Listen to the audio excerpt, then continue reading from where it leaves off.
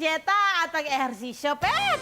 Oo nga. Kaya naman ngayong first week ng January, unti-unti na natin ibalik ang ating health and fitness goals. At para tulungan nga tayo, tawagan na natin sila Coach Rocky Salot, si EJ Faustino, at si Coach Mark Tamayo. Yeah! Pasok na po!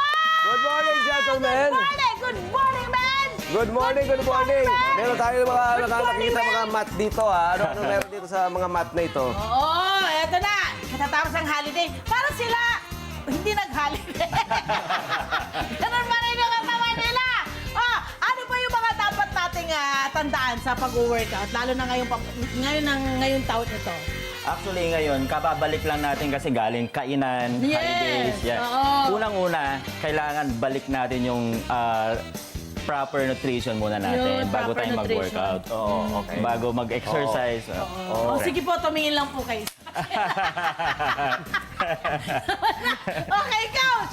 Para, syempre, hindi naman pwedeng basta-basta lang sasabak agad, Oo Coach, naman, no? yes. Kailangan mong pag-aralan yung tamang sistema ng pag-exercise din naman. Kasi kung halimbawa, senior ka na rin or meron kang problema rin sa mga Like, buto mo. ako, hindi ako maaari makahiga ngayon kasi meron akong back injury. Yan. Paano yung mga Tendonitis at lahat. tamang... Ayan. Conforme ba to sa body type yung mga Yes. workout dapat? Oo, dapat. Mga lightweight lang yung kailangan natin and then more repetitions lang pag ganun. Pagka may mga diferensya sa mga tuhod natin, Correct. mga back pain, Likod. mga konting ano lang naman, mga magagaan lang na weights yung kailangan nating gamitin. Usually, may mga ginagamit na tayo ngayon sa bahay, yung mga mineral water. Yes! Yung pwede natin gamitin yun, yung mga bottled na yun, yung pwede na natin gamitin yun sa bahay lang. Yung mga knapsack nga, lagi mo na ng galon yun eh. Oo, correct, Up and down ka correct, sa hagdanan, pwede naman. Or kung yun. minsan kung may mga hagdan tayo, it's a proper ano na rin yun eh, cardio na rin yun eh. Kung may Akyat baba, hagdan, akyat akyat baba. babaya. Yun, Hanggat yung kaya nabanggit mo nga, di ba? Correct. Pero make sure na Panahon ka. safe ka doon kasi hindi pwedeng akyat at baba. Nakakapagod din kasi yun eh. Kapag mamaya matisod ka, disgrasya. At saka dapat nag-workout, di ba? Oo. Warm up. May Yes, warm up may tayo. warm up, Warm up may tayo. warm up. Okay, Okay, coaches, ano eto ba na. ituturo natin sa atin para sa ating Basic mga kababayan? workout! Oy, handa na ba? Handa na ba lahat? Hindi lang kami, no? Yung mga nanonood at nakikinig kayo. So, Coach, ano ba yung ituturo yung workout sa amin today? Ayun, ituturo sa atin ni Coach Mark. Step Oh, forward. there you go. The Step Coach forward, Mark, step go forward, for it. gentlemen. Go. Ayan. Sige, So, the workout saan natin ako? today consists of Sige lang, sir. dalawang upper body, then dalawang lower body, and then full body workouts po. Okay, sige. Paano po ang gagawin natin dyan? Then, wait lang. Kunin ko lang. Patingin Okay. po ng gagawin. So, may sa mga nakikinig sa Radyo Agila, eto na, meron tayong tatlong coaches dito. Yes. At ituturo sa atin, tuturuan tayo kung ano nga ba yung mga... Itong workout na ito para sa para kanino, anong edad, at sa anong body type. Wala naman certain na age kung ano yung mga pwede mag-exercise. Actually nga, meron akong mga clients ngayon, nasa 60 years old, nasa 70 years old. Kasi ano na rin yan eh, lifestyle na rin kasi nila yan. Correct. Pero make sure na bago tayo mag-workout, maayos yung ano natin, yung pag-exercise natin. Oo. Yung area. Shoulders. Yes. Okay. Ako ay may frozen shoulders. Simula college hanggang ngayon, nandito sa kaliwa. So, talaga, kaya So, ito, medyo hanggang dito may- lang siya. Pero masarap, masakit. Pero kailangan mo siyang kailangan mo i-exercise. So, okay ba ito? Hindi ko Okay naman ba ito? na hanggang kolehiyo, galing kolehiyo. Kala ko naman ngayon nagtatrabaho ka lang. Hanggang ngayon. Kolehiyo pa pala Meron yan. na siya, oo. Magagawa ba ng Kasi paraan nakatulong. niya?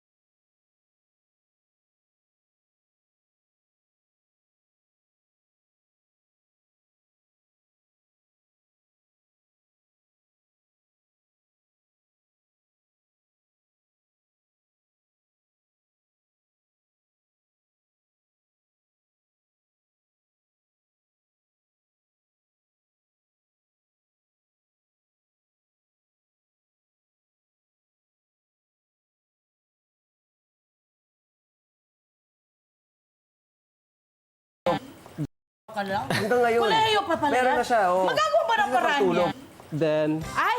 Okay yan. Bro. Gusto ko yan. Ang galing mo dyan, ha? alternate lang po yan.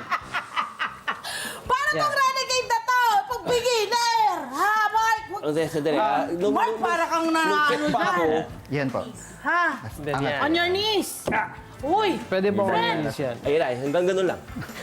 Di na kaya. Pwede yung pag beginner, pwede yung ginagawa ni Naka-bench Miss lang. Lam. Para mas low impact. Ganun lang. Ay, Ayos parang mas okay Then ko to. rows. Mas gusto ko to. Yan. Kahit pang 100 pwede. Primary target mo ng muscle dyan is dito po sa back. Ah, so Then, kailangan pag talaga naka-stretch gumanon out po yung legs, more on sa core na po siya. Okay, thank you. So, ilang repetition yung ganito? Yung 10 to 12 din Full po. body na. Oo, parang mapupunta ako sa emergency room nito pag minadali mo to. So, kailangan din talaga hindi masyadong biglaan Hindi agad. masyadong- dahan-dahan lang. Ayan. Okay, susunod Oo. na exercise. Ayan, last one, last na. Proper, Try na naman po natin yung yung full body. Para at Okay, least kung paano sa yung bahay full naman po, body? gamitin natin itong kettlebell. Ayan na yung kettle. Kettlebell swing po. Yes. So yung... medyo mabigat na Miss Lab. Ito po, medyo Ito na lang. mabigat. Ito siya mabigat talaga. Okay, hayaan nyo na kahit mabigat kayo. Mabigat. Okay, Then tapos squat position po tayo. squat. Then Then- praise here. Then swing po natin yung kettlebell. 1, Yan. 1, Shoulder level lang. Yan. 3, Yun. 3, 4, 5, hanggang 12 po. 6. Nang 12 doon? Hindi mo naman mawawalan ho ako ng malay nito.